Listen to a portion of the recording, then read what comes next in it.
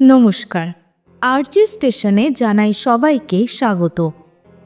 আজকে দীনেশ ঘোষাল রচিত একটি হাড় হিম করা গল্প নিয়ে আপনাদের কাছে চলে এসেছি।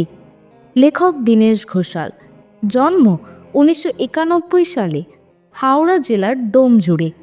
তার লেখা অনেক গল্পই আমাদের এই চ্যানেলে এর আগেও শোনানো হয়েছে। আজকের গল্পটি নেওয়া হয়েছে অতীতের ভুতুড়ে কাহিনী গল্পের বই থেকে। বইটির প্রথম গল্প সেই স্মৃতি ভোলা যাবে না। গল্পটির সমস্ত চরিত্র কাল্পনিক।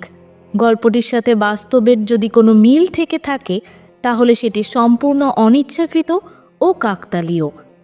আমাদের শ্রোতাদের কাছে অনুরোধ, তারা যেন আজকের গল্পটি গল্প শোনার আনন্দে গ্রহণ করে থাকেন। গল্পের সূত্রধর আমি স্মৃতি, গল্প পাঠে প্রসূন। শুরু হচ্ছে আজকের গল্প, সেই স্মৃতি ভোলা যাবে না।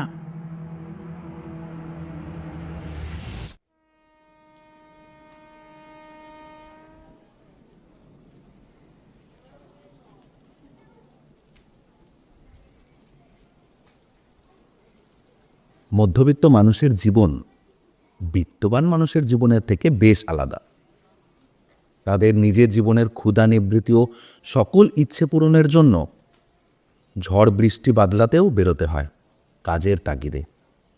তাদের নিজস্ব কোনো বিরাম নেই, তাই শরীরকে ঝলসে দেওয়া রোদই হোক কিংবা সারা শরীর শিথিল করে দেওয়া বৃষ্টি, কাজে মানুষকে বেরোতেই হয়। এরকমই একটা দিনের কথা পশ্চিমবাংলার বেশ কয়েকটি জেলায় নিম্নচাপ দেখা গেছে। গত 3 দিন ধরে অনবরত বৃষ্টি হয়েই যাচ্ছে, কখনো ঝিরিঝিরি বা কখনো বিপুল বর্ষণ। আর সেই প্রাকৃতিক দুর্যোগের কারণেই প্রত্যেকটি ট্রেনও সেদিন লেট করছে। হাওড়া আপ বর্ধমান লোকাল গাড়িটিও বেশ দেরি করেছে, কারণ 6টার গাড়ি এখন 7:30 বাজে এখনও ডানকুনি স্টেশনে এসে পৌঁছয়নি। পরপর এতগুলো গাড়ি লেট করাতে ডানকুনি স্টেশনে প্রচুর মানুষের ভিড় জমেছে। অগত্যাই সুযোগ বুঝে বেশ কয়েকটা হকার, ঝালমুড়ি, চা, কাঠিবাদাম সবাই স্টেশনেও ভিড় জমিয়েছে। স্টেশনে সেখানে বেশ কিছু মানুষ তাদের কাছ থেকে কিনছেও জিনিসপত্র। শুধু হকার তো নয়, সাথে সাথে বেশ কয়েকটা ভিখারি এবং কয়েকটা হিজড়ের দল ইতিমধ্যে স্টেশনে পৌঁছে গেছে। ভিখারিগুলোকে তো বেশ বিরক্ত হয়ে তাড়িয়ে দিচ্ছে, কিন্তু হিজড়ের দলেরা রীতিমতো বিব্রত করে তুলেছে মানুষকে। তালি মেরে, ঠেলাঠেলি করে কেউ বা টাকা দিচ্ছে, কেউ বা দিচ্ছে না। অনেকে আবার মুখ ঘুরিয়ে অন্যদিকে তাকিয়েও নিচ্ছে। স্টেশনের মাঝখানে লম্বা চওড়া একটা হিজড়ে এসে দাঁড়ায়। দুটি ছেলে নিজের মধ্যে কোনো একটা কথা নিয়ে আলোচনা করছিল। হিজড়াটি এসে প্রচণ্ড জোড়াজোড়ি করতে লাগলো তাদের কাছে টাকার জন্য। এই হিরো, কিছু টাকা দে না, দে বলছি, কিছু টাকা দে। এই হিরো, বলে মুখের সামনে বেশ জোরে জোরে কয়েকটা তালি মারে। বিরক্ত হয়ে দুটি ছেলেই এবং তার মধ্যে থেকে একটি ছেলে পকেট থেকে একটি 10 টাকার নোট বার করে হিজড়ের হাতে দিতে হিজড়েটি দুজনের মাথায় হাত রেখে চলে যায়। ছেলে দুটি আবার নিজেদের আলোচনাতে মন দেয়। তার মধ্যে একজন বলে ওঠে, আরে বাবা, ভূত প্রেত পিশাচ জাদুটোনা এসব কিছু হয় না। তুই কি রে, এই বৈজ্ঞানিক আধুনিক যুগেও ভূত প্রেত নিয়ে কথা বলছিস? এই বলে প্রথম ছেলেটি দ্বিতীয় ছেলেটির দিকে তাকিয়ে একটা তাচ্ছিল্যের হাসি হাসে। কথাটি শুনে দ্বিতীয় ছেলেটি একটু ক্রুদ্ধ কণ্ঠে বলে, দেখ, ভূত প্রেত হয় কি না সে প্রশ্নে আমি যাচ্ছি না, বা সে নিয়ে তর্কও করবো না তোর সাথে। তবে শ্মশান বা নির্জন জায়গা কিংবা অন্ধকারে আমার ভয় লাগে। এবং শুধু আমার কেন, বেশিরভাগ মানুষেরই একটা গা ছমছম ভাব থাকে। সেক্ষেত্রে ভয় পাওয়াটা তো স্বাভাবিক। এবং ছোটবেলায় আমাদের গ্রামের বেশ কিছু ভৌতিক ঘটনা আমি আমার ঠাকুমার মুখে গল্প শুনেছি। বিশ্বাস করি কি না করি সেটা পরের কথা, কিন্তু ভয় লাগতো তাই শুনে। যে ছেলে দুটি বসেছিল তারা দুজনেই ফর্মাল পোশাকেতেই বসেছিল। দেখলে বোঝা যায় যে দুজনেই কোনো অফিসে কাজ করে। ছেলে দুটির নাম হলো বিকাশ ও অনুপম। আসলে তারা একটা ফাইন্যান্সিয়াল কোম্পানিতে চাকরিরত। কিছুদিন আগেই দুজনেই নিজেদের ডিগ্রি শেষ করেছে এবং এখন কাজ করছে এই অফিসে। সম্প্রতি তাদের অফিসটা অন্য একটি অ্যাপার্টমেন্টে শিফট করেছে এবং তারপর থেকেই বেশ কিছু স্টাফেদের কিছু অলৌকিক অভিজ্ঞতা হয়েছে, আর সেই থেকেই এই আলোচনার সূত্রপাত। এতক্ষণ ধরে তাদের পাশে বসে থাকা এক মাঝবয়সী মাঝারি আকৃতির ভদ্রলোক শুনছিলেন তাদের কথা। এবার তিনি সামান্য একটু গলা খাঁকারি দিয়ে দুজনের উদ্দেশ্যেই বললেন, কিছু মনে করো না বাবা, আমি তোমাদেরকে চিনি না, তবে যেহেতু তোমাদের কথাগুলো শুনতে পাচ্ছিলাম তাই একটা কথা বলবো ভাবলাম। যদি তোমাদের কোনো অসুবিধা না থেকে থাকে তাহলে বলি। অচেনা ভদ্রলোকটি কথা শেষ করার সাথে সাথেই দুজনেই ঘুরে তাকালো ভদ্রলোকটির দিকে। কিছুক্ষণ তীক্ষ্ণ দৃষ্টিতে তারা তাকিয়ে লক্ষ্য করল ভদ্রলোকটির পরনে সাধারণ শার্ট আর প্যান্ট, চোখে একটা মোটা ফ্রেমের চশমা, ঠোঁটের উপরে একটা মোটা গোঁফ, টিকালো নাক, গায়ের রং বেশ ফর্সা। তার চোখের চাউনিতে একটি বুদ্ধির ছাপ স্পষ্ট। অনুপম মনে মনে ভাবল যে আর যাই হোক, এই লোক পাগল কিংবা ধাপ্পাবাজ নয়, অতএব শোনা যেতেই পারে এনার কথা। অনুপম হলো এই দুই বন্ধুর মধ্যে যে ভূত বিশ্বাস করে। বিকাশ হলো বিজ্ঞান মনস্ক ভূতে অবিশ্বাসী। বিকাশ ও অনুপম একে অপরের দিকে একবার চোখাচোখি করে আবার দুজনে তাকায় ভদ্রলোকটির দিকে। অনুপম হ্যাঁ সূচক ঘাড় নেড়ে ইঙ্গিত দিয়ে তাকে কথা শুরু করতে বলল। আমার নাম হলো অনুকূল ভদ্র। আমার বাড়ি বর্ধমান জেলার একটি ছোট্ট গ্রামে। আমি এই ডানকুনিতেই হাউজিংয়ের কাছে এক কারখানায় কাজ করি। অনুকূলবাবুর কথার মাঝেই বিকাশ একটা ব্যঙ্গাত্মক হাসি হেসে বলল, তো কি আপনাদের কারখানাতেও ভূত ঘোরাঘুরি করছে কাকু? এবার অনুপম একটু কড়া দৃষ্টিতে তাকালো বিকাশের দিকে এবং হাতের ইশারায় বিকাশকে চুপ করতে বলে আবার ঘুরে তাকালো অনুকূলবাবুর দিকে। আবার অনুকূলবাবু বলা শুরু করলেন, না, আমি যে ঘটনাটা বলছি সেটা আজ থেকে প্রায় বছর 3 আগের ঘটনা।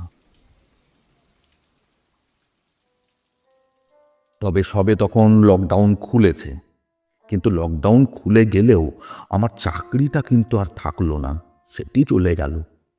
তখন আমার আর্থিক অবস্থা খুব খারাপ হয়ে ওঠে, কারণ সেই সবেমাত্র আমার দ্বিতীয় সন্তান হয়েছে, আমার ছোট মেয়ে। সেই সময় যাই হোক করে আমাকে একটা চাকরি জোটাতেই হবে, কেননা টাকা পয়সা তখন খুব দরকার ছিল।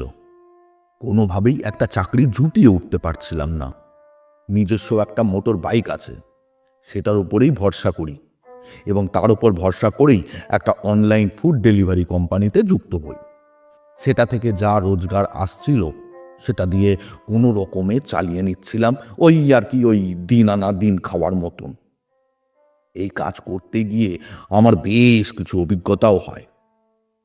যে কোনো রকম মধ্যবিত্ত ঘরে যদি ডেলিভারি করতে যেতাম, তাদের থেকে সামান্য কিছু ভালো ব্যবহার পেতাম, কিন্তু একটু বিত্তবান ঘরে গেলেই তারা যে ব্যবহারটা করত, মানুষের সঙ্গে যে মানুষ এইরূপ ব্যবহার করতে পারে, সেটাও আমার কল্পনার অতীত। কিন্তু কি আর করার উপায়? উপায় তো ভাই কিছু নেই। আমি যে দিনটার কথা বলছি, সেই দিনটাও ছিল আজকের মতনই বর্ষামুখর দিন। ঝিরিঝিরি বা ঝমঝম করে বৃষ্টিপাত সারা দিন হচ্ছিল। ভিজে ভিজেই অর্ডার ডেলিভারি করছিলাম। সবে বাড়ি ফিরতে যাব ভাবছি, ঠিক সেই সময় একটা অনলাইন অর্ডার হয়। যে লোকেশনে অর্ডারটা হয়েছিল সেটা অনেকটা দূরে, বর্ধমান শহরের এক কোণের দিকে।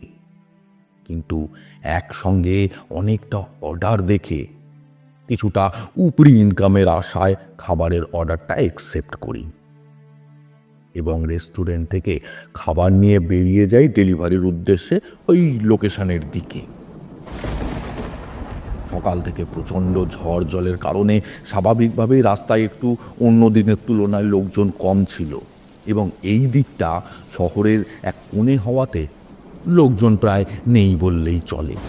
তার সাথে সাথে এক নাগাড়ে বৃষ্টি এবং বজ্রপাত। রেইনকোট ভেদ করেও সারা শরীর ভিজে চুপচুপ হয়ে গেছে। যেতে যেতে মনে হতে লাগলো যে অর্ডারটা নিয়ে বোধহয় ভুলই করেছি। লাস্টের সামান্য কিছু উপরি ইনকামের আশায় বেঘরে প্রাণ টানা যায়। এরপর লোকেশনের কাছাকাছি গিয়ে বুঝতে পারি যে মেন রোড ছেড়ে একটা সরু রাস্তার ভেতর দিয়ে আমায় যেতে হবে। সেই রাস্তা ধরে কিছুটা যাওয়ার পরে দেখি একটা বাড়ি।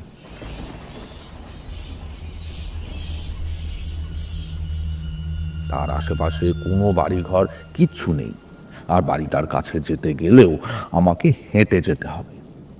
ওই রাস্তায় বাইক নিয়ে যাওয়া সম্ভবই নয়, তাই কিছুটা আগে আমার বাইকটাকে রেখে দিই এবং পায়ে পায়ে হাঁটতে হাঁটতে বাড়িটার কাছে গিয়ে দাঁড়াই।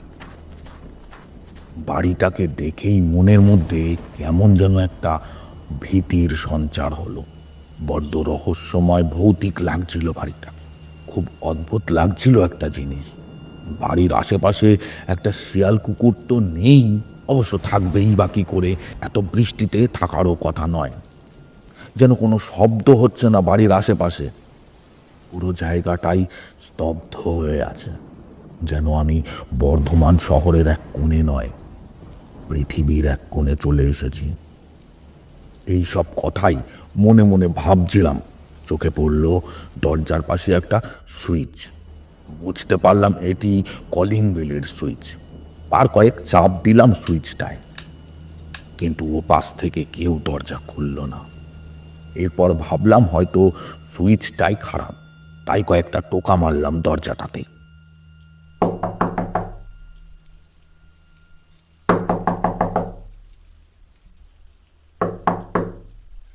এই ভৌতিক পরিবেশে তালে তাল মিলিয়ে ক্যাচ শব্দটা করে দরজাটা খুলে গেল।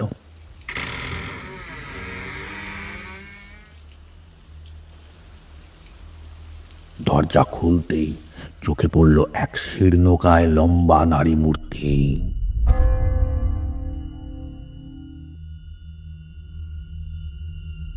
মহিলাটির পরনে একটি সাদা পোশাক, চোখের দৃষ্টি কেমন বাঁশি মরার মতো, হাত দুটো যেন প্রয়োজনের তুলনায় একটু বেশি লম্বা, যেন হাঁটু পর্যন্ত নেমে এসেছে। সব মিলিয়ে প্রায় একটা ভৌতিক রহস্যময় মহিলা। ওই মহিলাকে দেখেই আমার শির দাঁড়া দিয়ে একটা হিম শীতল জলের স্রোত বয়ে গেল। মহিলার আশপাশ দিয়ে যতটুকু ঘরের ভেতরটা দেখতে পেলাম তাতে বুঝলাম ঘরের ভেতরে আলো জ্বলছে, কিন্তু তার উজ্জ্বলতা খুব ক্ষীণ। ততক্ষণে আমার শরীর ভিজে যাওয়ার কারণে শীত এবং ভয় দুই মিশিয়ে কাঁপতে শুরু করেছে। কিছুটা মনে সাহস সঞ্চয় করে ইতস্তত করে সেই মহিলাকে বললাম, ম্যাডাম, আপনার তো অনেকগুলো খাবার, আপনি হাতে ধরতে পারবেন না? আমি ভেতরটায় রেখে দেবো। আসলে ঘরে ঢোকার আমার কোনো রকম ইচ্ছা ছিল না। এটি বলার একমাত্র কারণ হলো যদি আমার নামে খারাপ রেটিং দেয় সেই উদ্দেশ্যে। মহিলাটি কোনো উত্তর দিলে না। কিছুক্ষণ ঘোলাটের দৃষ্টিতে আমার দিকে তাকিয়ে দু পা পিছিয়ে সরে গেল। ও ঘরে প্রবেশ করার জন্য আমাকে ওই কিছুটা জায়গা ছেড়ে দিল এবং হাতের ইশারায় অর্ডারটা রাখার একটা জায়গা দেখিয়ে দিল। আমি কাঁপতে কাঁপতে ঢুকলাম ঘরের ভেতর এবং মহিলার দেখানো জায়গায় বসে খাবারগুলো রেখে উঠে দাঁড়ালাম। তাকালাম পিছন ফিরে মহিলার দিকে, কিন্তু পেছনে তাকিয়ে দেখি কেউ নেই। তখন আমার ভয়টা আরো কয়েক গুণ বেড়ে গেল। খুব ক্ষীণ কণ্ঠে আমি ডাকলাম, কোথায় গেলেন ম্যাম? হ্যালো ম্যাডাম, আছেন? সাড়া দিচ্ছেন না কেন? Hello madam. না, কারোর সাড়া এলো না। আমি ঘর থেকে বেরোতে যাব, ঠিক সেই সময় ভৌতিক এক আওয়াজ করে খুব জোরে দড়াম করে দরজা বন্ধ হয়ে গেল। কি করব বুঝে উঠতে পারছিলাম না। একটু চারপাশটা তাকিয়ে দেখলাম ঘরের আলোর উজ্জ্বলতা এতটাই কম, সেভাবে কিছু দেখাও যাচ্ছে না। চোখে পড়ল একটা টেবিল, তাতে গোল মতো কিছু একটা রাখা আছে। ভাবলাম হয়তো সেটা তরমুজ। এরপরেই পাশের ঘর থেকে কানে এলো কিছুটা টুকরো টুকরো কথা।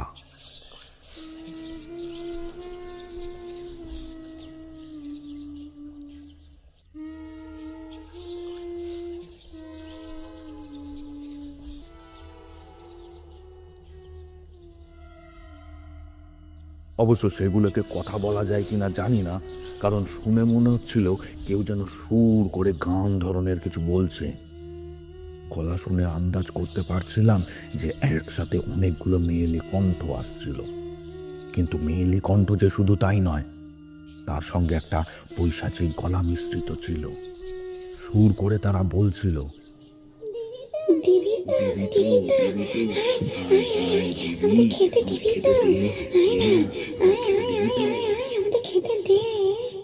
এই বলে একসাথে সব কণ্ঠস্বর মিলে হি হি করে অট্ট হাসিতে ফেটে পড়ল। আবার ঘরের অপর প্রান্ত থেকে একটি বৃদ্ধ কণ্ঠ কানে এলো, কিন্তু সেটাও পৈশাচিক।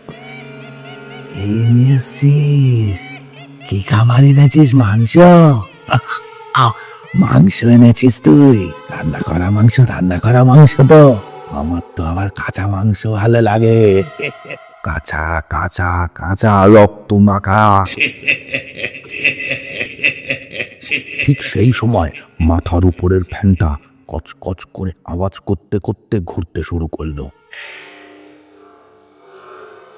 তা থেকে জানি না কতটা হাওয়া নির্গত হলো, কিন্তু সেই সামান্য হাওয়ার কারণেই হোক বা কোনো অলৌকিক ক্ষমতার দ্বারাই হোক, টেবিল থেকে কিছু একটা পড়ে গেল। তার ধপ শব্দটা কানে আসতেই তাকিয়ে দেখলাম সেই গোল মতো জিনিসটা টেবিল থেকে গড়িয়ে পড়ে কিছুটা আলোর গণ্ডির মধ্যে দিকে চলে এসেছে।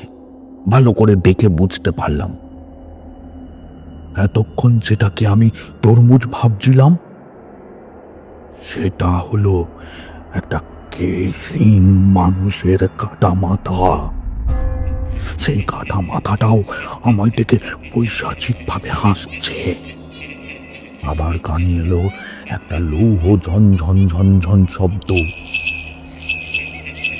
শব্দ উৎসের দিকে তাকিয়ে দেখি ঘরের ভিতরেই একটা উপরের দিকে উঠে যাওয়া সিঁড়ি, এবং সেতে লাগানো আছে একটি ক্লোজ ওয়েলের গেট, এবং গেটের অপর প্রান্তে দাঁড়িয়ে আছে কয়েকটা মানুষের অবয়ব। তার মধ্যে রয়েছে একজন পুরুষ, দুইজন নারী এবং একটি বাচ্চা ছেলে ও একটি বাচ্চা মেয়েও।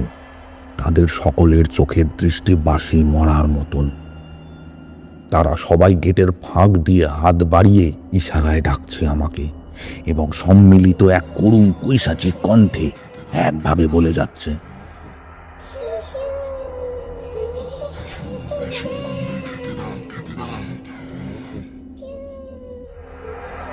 আর সহ্য করতে পারছিলাম না। এবার মনে হচ্ছিল হৃৎপিণ্ডটা বেরিয়ে মুখ দিয়ে বেরিয়ে আসবে। গলা দিয়ে একটা শব্দ বের হচ্ছিল না। পা দুটো মাটির সাথে আটকে গেছিল। এদের হাতে না মরলেও এবার বোধহয় ভয়ে আমার হার্ট ফেল করে যাবে। আবার হঠাৎ তাকিয়ে দেখি সেই শীর্ণকায় নারী মূর্তি যেমনভাবে অদৃশ্য হয়েছিল ঠিক তেমনভাবেই আবার আবির্ভাব ঘটল। এই প্রথম তার কণ্ঠস্বর বেরিয়ে এলো, এবং স্থির কণ্ঠস্বর, এখান থেকে ভাসতে চাইলে এক্ষুনি চলে যাও। সাথে সাথেই হাট করে খুলে গেল ঘরের দরজাটা। বাইরে এক রাশ ঠান্ডা হাওয়া ও জলের ঝাপটা ছুটে এলো ঘরের ভেতর। আমি কোনো দিকে না তাকিয়ে পাগলের মতন পড়ি কি মরি করে ছুটে বেরিয়ে এলাম সেই অভিশপ্ত বাড়ির ভেতর থেকে। এরপর না জানি সেই দিন কিভাবে বাড়ি ফিরেছিলাম। তারপরে বেশ কয়েকদিন অসুস্থ হয়ে পড়েছিলাম। আস্তে আস্তে সুস্থ হই। তারপর এই চাকরিটা জুটে যায় কপালে।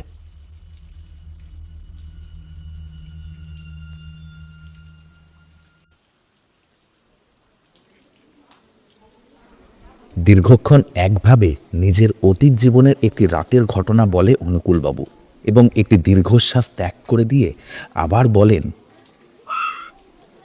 জানি না সেদিন ঠিক কি ঘটেছিল আমার সাথে, তবে যাই ঘটুক না কেন সে রাতের স্মৃতি আমি কোনো দিন ভুলতে পারবো না। আজও বৃষ্টি দেখলে সেই রাতের কথা মনে পড়ে যায়। তবে ভূত আছে কি না আছে সেটাও বলতে পারি না। এই পৃথিবীতে এমন অনেক জিনিস আছে আর এমন অনেক ঘটনাই ঘটে যা যুক্তি দিয়ে বা ব্যাখ্যা করা যায় না। এমন অনেক কিছুই আছে যা বিজ্ঞান ও প্রযুক্তির থেকেও অনেক অনেক ঊর্ধ্বে। এতক্ষণ অবাক হয়ে দুই বন্ধু মিলে অনুকূলবাবুর এই ভৌতিক রহস্যময়ের অভিজ্ঞতা শুনছিল। কথা বলা শেষ করল অনুকূলবাবু। তাদের দুজনের চমক ভাঙে ট্রেনের শব্দে। সেদিকে তাকিয়ে একটু ম্লান হেসে অনুকূলবাবু বলেন, ওই দেখো ট্রেন এসে গেল। তাহলে বাবা আজ উঠি। যদি ঈশ্বর চান তাহলে আবার কোনো না কোনো দিন ভবিষ্যতে তোমাদের সাথে দেখা হবে। আজ আসি, কেমন? এই বলে অনুকূলবাবু এগিয়ে গেল সবেমাত্র এসে দাঁড়ানো ট্রেনটির দিকে। স্টেশনে বেশ কিছু মানুষ ট্রেন থেকে নামলো এবং বেশ কিছু মানুষ ট্রেনে উঠল। তাড়াহুড়োটা আরেকটু বেড়ে গেল। ব্যস্ত হয়ে গেল স্টেশন চত্বর। ঠিক সেই সময় স্টেশনের মাইকে যান্ত্রিক কণ্ঠে অ্যানাউন্সমেন্ট হলো আরও একটি খবর। সেটা শুনে বিকাশ ও অনুপম বুঝল তারা যে গন্তব্যে যাবে সে ট্রেন আসতে এখনও আধ ঘন্টা দেরি আছে। অগত্যাই অনুপম উঠে দাঁড়ালো এবং কিছুটা অধৈর্য কণ্ঠে বলে উঠল, যাই হোক, কিছু একটা কিনে নিয়ে আসি ভাই, দাঁড়া। অনুপম কিছুটা এগোতেই ভিড়ের সাথে মিলিয়ে গেল। বিকাশ তখনও বসে অনুকূলবাবুর ভৌতিক অভিজ্ঞতার কথা ভাবছে, কারণ তার বিজ্ঞানমনস্ক মন এসব মানতে ঠিক চায় না। এমন সময় বিকাশের পকেটে থাকা মোবাইলটা হঠাৎই শব্দ করে বেজে উঠল। ফোনটা পকেট থেকে বার করে বিকাশ দেখল ফোন করেছে অনুপমের ঘর থেকে। বিকাশ মনে মনে ভাবল কোনো কারণে হয়তো অনুপমকে ফোনে পাচ্ছে না, আজ এত দেরি হচ্ছে তাই ওকে ফোন করেছে অনুপমের বাড়ি থেকে। এই ভেবে সে ফোনটা রিসিভ করে কানে দিল। অপর প্রান্ত থেকে ভেসে এলো অনুপমের মায়ের কাঁদান্বিত কণ্ঠস্বর। উনি যা বললেন তাতে বিকাশের পায়ের নিচে থেকে মাটি সরে গেল। আজ অফিস শেষ হওয়ার পরে বিকাশ যখন অনুপমকে বাড়ি যাওয়ার জন্য জিজ্ঞাসা করতে আসে, তখন অনুপম জানিয়েছিল যে তার আর একটা ফর্ম ফিল আপ করা বাকি আছে, আরও 5 মিনিট মতো লাগবে। তখন বিকাশ তাকে জানায় তার কয়েকটা জিনিস কেনার আছে, সে কিনতে যাচ্ছে, বাইরে অনুপমের জন্য অপেক্ষা করবে। এর কিছুক্ষণ পরে অনুপম এসে দেখা করে বিকাশের সঙ্গে এবং তারপরে তারা এতক্ষণ এই স্টেশন চত্বরে একসঙ্গে। কিন্তু অনুপমের মা জানায়, বাবা বিকাশ, তুই একটু অপেক্ষা কর, আমরা যাচ্ছি। একই ক্ষতি হয়ে গেল আমার, এবার কি নিয়ে বাঁচবো আমি? আমার জীবন, আমার অনুপম ওইভাবে লিফটে দৌড়েছিলেন, দুর্ঘটনায় মারা গেল। বাবা বিকাশ। এর পরের কথাগুলো আর বিকাশের কান পর্যন্ত পৌঁছয়নি। সে ফোনটা নামিয়ে রেখে পাগলের মতো স্টেশনে খুঁজতে শুরু করে অনুপমকে। কিন্তু না, আর সে কোথাও খুঁজে পায়নি অনুপমকে। এরপর সে ফিরে গেছিল তাদের অফিসের উদ্দেশ্যে। গিয়ে দেখে অফিস এন্ট্রান্সে অনুপমের রক্তাক্ত মৃতদেহ শোয়ানো আছে।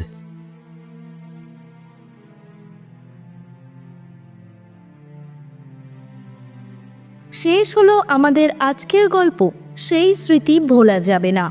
কেমন লাগলো আমাদের আজকের গল্পটি অবশ্যই কমেন্ট করে জানাবেন। যদি ভালো লেগে থাকে তাহলে লাইক, শেয়ার এবং সাবস্ক্রাইব করতে ভুলবেন না। পোস্টার ডিজাইনিংয়ে ড্রিমল্যান্ড ক্রিয়েশন, অনুকূল বাবুর চরিত্রে এবং পৈশাচিক কণ্ঠে প্রসূন, বিকাশ, অনুপম ও হিজড়ের ভূমিকায় দীনেশ, মহিলা পৈশাচিক কণ্ঠে স্মৃতি, শব্দগ্রহণ, আবহ সঙ্গীত ও স্পেশাল এফেক্টসে ইকোলেন্স স্টুডিও, সমগ্র পরিচালনায় টিম RG স্টেশন। আমরা আশা করব আমাদের এই উদ্যোগে আপনারা আমাদের পাশে থাকবেন। আজ এই পর্যন্ত। শীঘ্রই আরও নতুন নতুন গল্প নিয়ে হাজির হব আমরা। ততক্ষণের জন্য টাটা।